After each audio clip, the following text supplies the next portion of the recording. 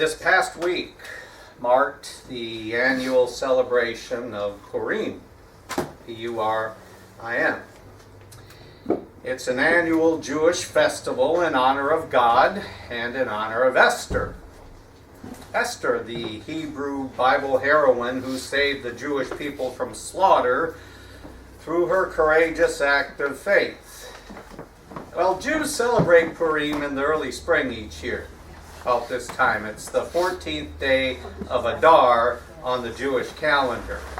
And they celebrate by doing acts of charity, performing plays and parodies about this, wearing costumes, attending parties, and participating in a lively reading of the book of Esther.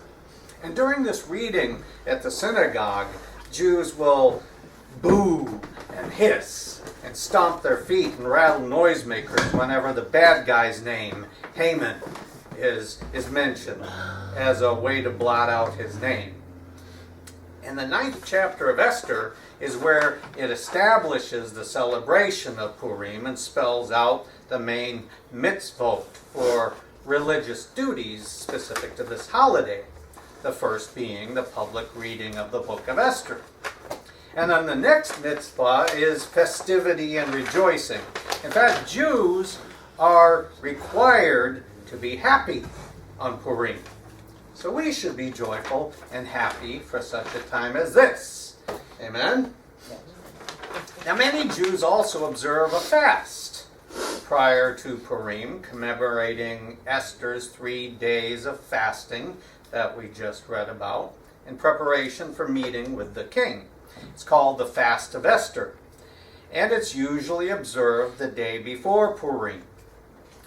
Now, unlike some other Jewish fasts, it is not a time of sadness, but rather it's a time of elevation and inspiration. And most sermons, descriptions, and discussions of Purim involve telling the story of Esther, which is very appropriate for such a time as this. So I thought we'd take a couple of weeks during Lent to examine this wonderful account of God's deliverance and saving power. Because the book of Esther is a marvelous book. It's one of 2 books in the Bible in which the name of God is not mentioned. The ruler who is featured in the book is mentioned 175 times. But God himself is never mentioned. And yet, to any reader with understanding, God is the main character in the book. God is putting himself on display in amazing ways, even though he's not actually named. Now, the year was 480 BC, and there was a massive Persian army of 1 million men who marched to face the rebel forces of Athens and its Greek allies. Because at the time, the Persian Empire stretched from modern-day Libya and Africa all the way to Pakistan in Asia. It was the largest empire in history. They had just conquered the Babylonian Chaldean Empire in 539 BC, and they settled into domination of the Middle Eastern world, which lasted for 200 years before they were replaced by the Greeks, who were later replaced by the Romans. Now, the Persians under Darius were defeated by the Athenians at the famous Battle of Marathon in 490. That's where a man ran 26 miles with a message, and that's where we get the distance of modern-day marathons. But King Darius was enraged by that and determined to subdue his Greek enemies, so he amassed a great army to conquer and pay back the Greeks for winning the battle at Marathon. But he died before he could exact his vengeance, and that quest fell to his son, Xerxes. Xerxes rose to power in 486. And after subduing Egypt and Babylon, which he had to do first, he set his sights on Greece to go seek his father's vengeance. So Xerxes gets together an army of 250,000 men in modern-day Turkey, and they attacked Greece. It didn't go as Xerxes expected, however. His armies reached Athens and they did sack the city, but the Greeks fought back and drove the Persians out of Greece. And there were some very famous battles here you might have heard about, like the Battle of Thermopylae with the 300 Spartans, the Battle of Salamis, where the Persian navy was completely obliterated by the Greeks. There's a lot in history about this. But all of that simply to say that there is battle history going on between the Persian reigning world empire and the Greeks, who will soon take possession of the world as the next great empire, when a young Greek man comes along by the name of Alexander the Great. He defeats the Persians for good and establishes the great Greek Empire. Now, what does all of this have to do with the book of Esther? Well, the emperor, whom the Greeks called Xerxes, has a different name in Persian. And in your English Bible, he is known as Ahasuerus, the name you'll find in the book of Esther. Okay? So the king in the book of Esther is none other than Xerxes, the son of Darius, who fought the Greeks and ultimately lost the Persian Empire to the power of the Greeks. And he's the man who had his heart conquered by this Jewish orphan named Esther. And when the opportunity came, she would use her influence to save the Jewish race from genocide. And that's the story of Esther.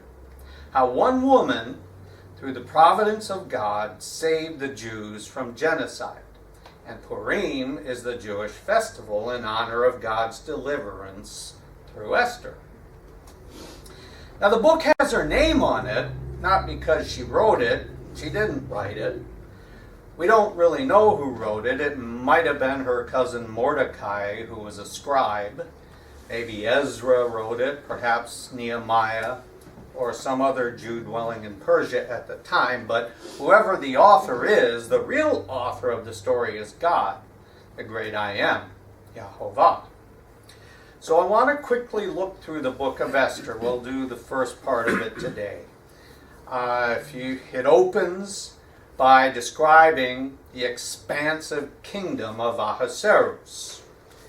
He is not only the son of Darius, he is also the grandson of Cyrus the Great, the Persian ruler who decreed that the Jews could return to their land after 70 years of exile and captivity. So there's a connection there. Many Jews did go back to Israel under that decree of Cyrus, and they rebuilt the city of Jerusalem. They rebuilt the temple, the wall, and reestablished themselves in the land. However, there was such a large number of these Jewish people by now exiled to Babylon, all the descendants, many remained there, settled and scattered all throughout the Persian Empire. And several years into the reign of Ahasuerus, or Xerxes, the book of Esther opens when he calls a 6-month summit in the capital city of Shushan, or Susa as it's called.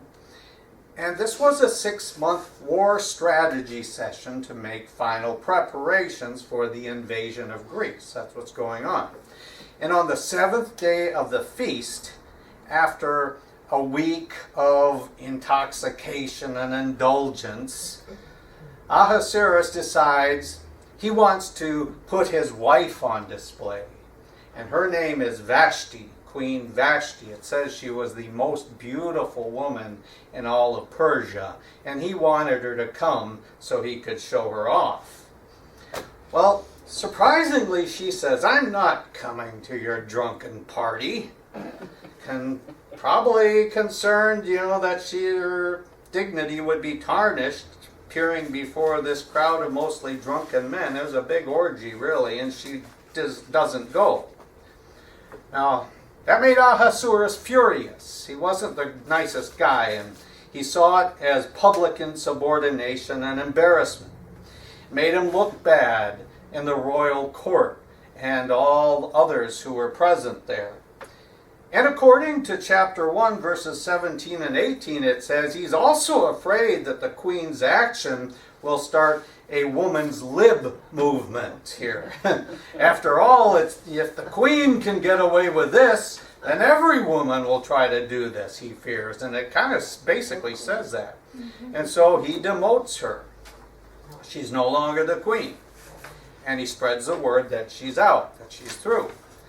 He announces then his intention to get a new queen.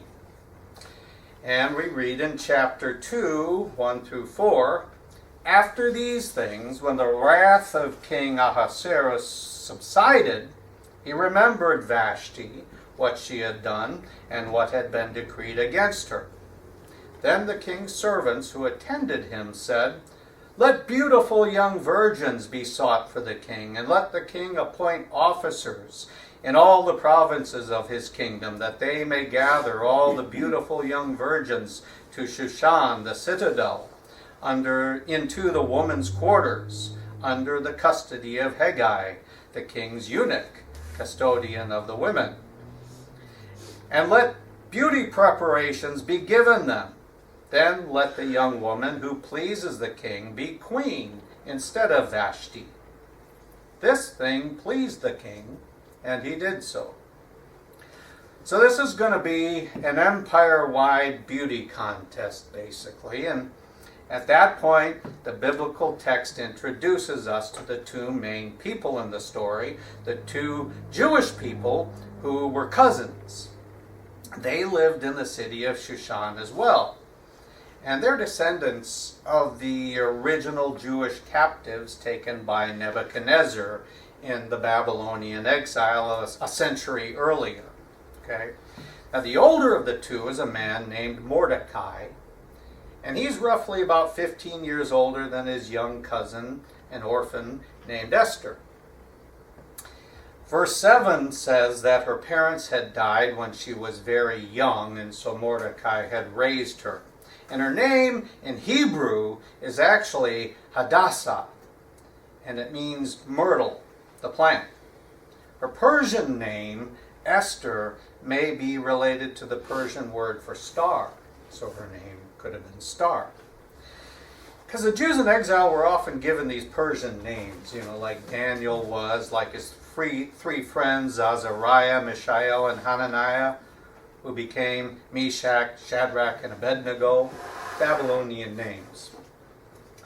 But now the Bible text in chapter 2 says that it just so happened that this young virgin by the name of Esther was lovely and beautiful. And she didn't go unnoticed by the king's officials. So she was collected in the group that were to go to the palace and in the contest for the queen. Josephus, the historian, said there were 400 virgins who were taken to the palace. And after a training period of about a year, they would be presented to the king and he would select a new queen. Chapter 2, verse 16 says, "So Esther was taken to King Ahasuerus in his royal palace in the 10th month, which is the month Tebet, in the 7th year of his reign. The king loved Esther more than all the other women." She must have been a very special lady, because after a king like this has seen hundreds, be kind of a how do you stand out to a king out of 400 of the most beautiful young women in the kingdom? Well, she was blessed by God and highly favored. In fact, it says she obtained grace and favor in his sight more than all the virgins. So he set the royal crown upon her head and made her queen instead of Vashti. And then the king made a great feast, the Feast of Esther, for all his officials and servants, and he proclaimed a holiday in the provinces and gave gifts according to the generosity of a king. This is like a Cinderella story, isn't it, for someone like her? Esther stole the king's heart. Esther became his queen. An obscure Jewish orphan, the child of an exiled, conquered people, is exalted to the highest position that any woman could have in the entire world at that time. This is no coincidence. There's a power working here greater than Ahasuerus. God is at work. He's orchestrating his own purposes through the affections of the emperor. Okay? Now, significantly, through this entire process, Esther keeps her Jewishness a secret. They didn't know she was a Jew. Mordecai told her to do that because there was much anti-Semitism in the Persian Empire then. And Esther would reveal that she was Jewish, but only at the very most important and necessary time, which we'll find out later. So Esther is chosen to be queen. She's gone from being an obscure little Jewish orphan girl to being queen. And it's all driven by her physical beauty and her God-given charm. Then, not long after she's crowned, this is where the story gets fascinating. Her cousin Mordecai is sitting at the entrance to the palace. He's concerned about her. He has a position there, and he hangs around to get whatever word he can from her and about her. And while he's there, it tells us in verse 21, two of the king's eunuchs, Bigtan and Teresh, doorkeepers, became furious and sought to lay hands on King Ahasuerus. So he overhears a plot to kill the king, to assassinate the king. These were royal officials who guarded the king's private quarters, so they did have access to him and could readily kill him if they had a chance. They were angry about something, and whatever that was, they were plotting to take his life, and Mordecai just happens to overhear it. And this tells us that Mordecai did have a position that would allow him to be places in the palace that would have been off limits for most people. He was a scribe, I believe, and had some favor there as well, at least some kind of prominence. But when he learned of the plot against the king, he reported it immediately. And the message is, so the matter came known to Mordecai, who told Queen Esther, and Esther informed the king in Mordecai's name. And when an inquiry was made into the matter, it was confirmed both were hanged on a gallows. And it was written into the book of the Chronicles in the presence of the king. See, the Persians kept records of everything, and that's why we know so much about their history. Well, why did they do that? Well, because those kinds of things needed to be rewarded, and kings knew that. Loyalty needed to be rewarded as much as disloyalty needed to be punished. And at a future day, there would come a time when this man would be rewarded for saving the life of the king. Because like all ancient monarchs, Ahasuerus was careful to honor and reward those who demonstrated loyalty to him. In this case, it was Mordecai. So we come to chapter 3.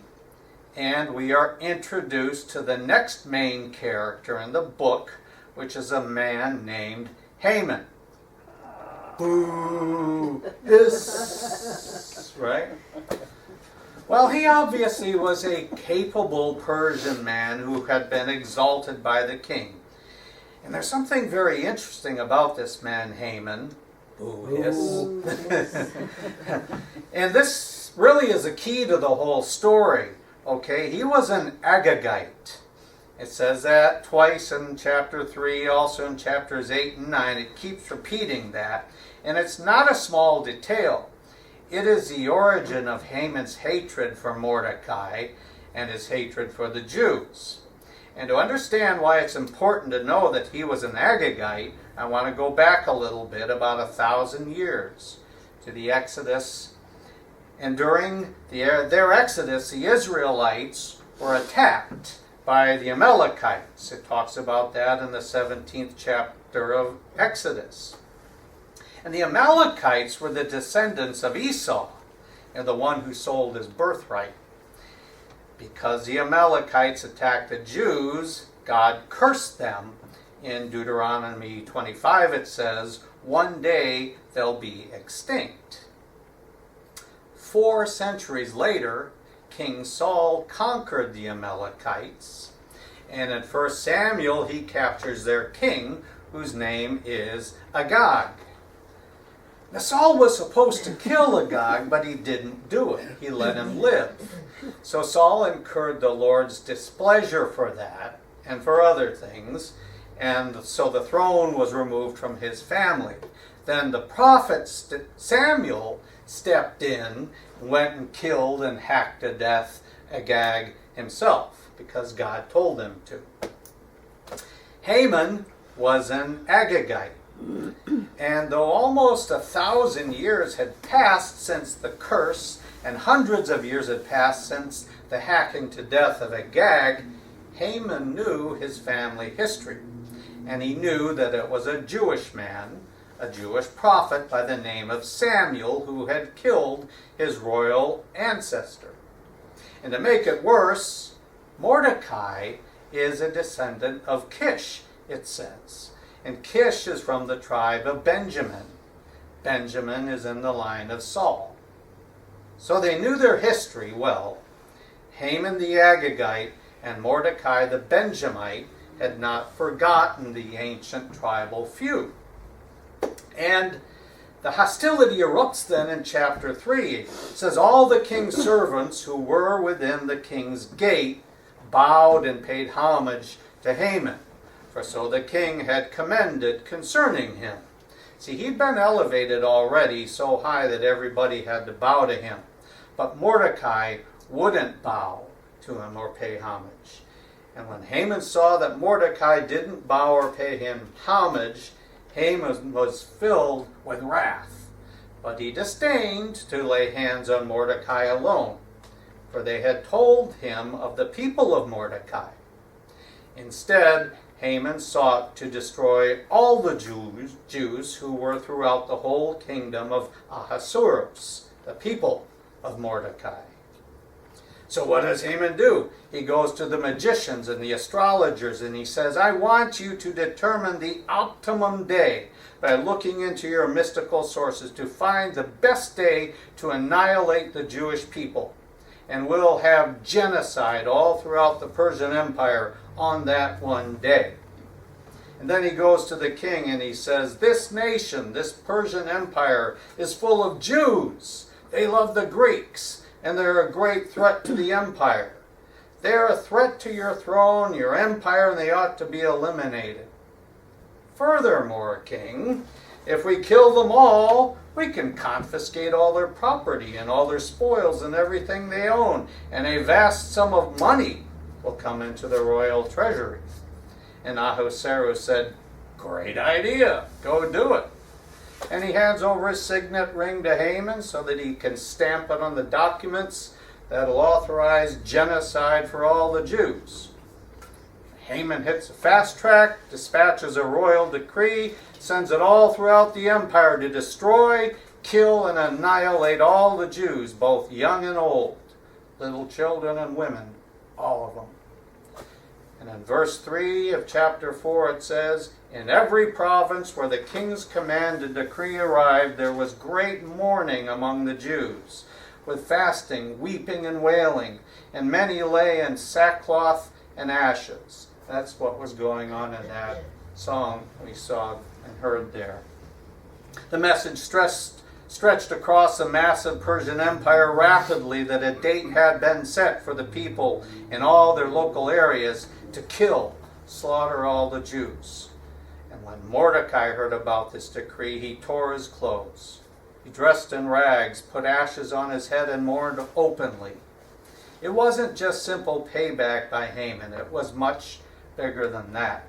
Satan was involved here too, in an effort to obliterate the Jewish people and bring to a halt God's purpose of redemption on their behalf. He's in this as well. And Mordecai then informs Esther of what Haman is doing. He gives her a copy of the royal decree and says to her, Esther, you have to go to the king and plead for the lives of your people. Sounds simple, but it wasn't. As we read in Persia, no one, including the queen, went before the king without a personal invitation. Anyone who did could be killed on the spot. And Esther would not only be breaking royal protocol, she'd be risking her life. And in verse 11 says, all the king's servants and the people of the king's provinces know that any man or woman who goes to the inner court to the king who's not been called, he has but one law, put all to death, except the one whom the king holds out the golden scepter that he may live. Yet I myself have not been called to go to the king these 30 days. The king hadn't even seen her in 30 days here, and she's being told to go appear to him.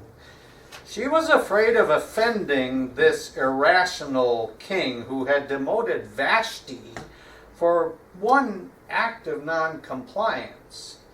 And Mordecai was putting Esther in a position where she could lose her life. But he calls for courage in verses 13 and 14, saying, do not think in your heart that you will escape in the king's palace any more than all the other Jews. Mordecai warned his royal cousin, look, you're dead if you do, and you're dead if you don't. They will find out you're Jewish, and you'll be dead too if you do nothing. For if you remain completely silent at this time, relief and deliverance will arise from the Jews from another place, but you and your father's house will perish. So he calls on the covenant of God with Israel to bless and sustain and preserve them.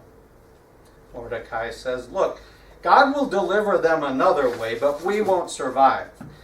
And then he says this famous line, yet who knows whether you've come to the kingdom for such a time as this? And he affirms divine sovereignty and his confidence in the promises and revelation of God that he would preserve his people. But he also understands that they and many other Jews can perish if she doesn't act. And so, in verse 16, Esther embraces her divinely granted role and says, go, gather all the Jews who are present in Shushan and fast for me. Esther doesn't mention prayer, but she does mention fasting, and there's no fast without prayer. Neither eat nor drink for 3 days, night or day. My maids and I will fast likewise. And so I will go to the king, which is against the law. And if I perish, I perish. Even if it costs her life, she will do what she can to protect her people for such a time as this. So Esther is a story of great faith and courage. If I had a shirt that said faith like Esther, I'd be wearing it. It's an example in the testimony that we should look to for encouragement today for such a time as this. Amen? Amen. We'll finish it next week. In Jesus' name. Shalom to you.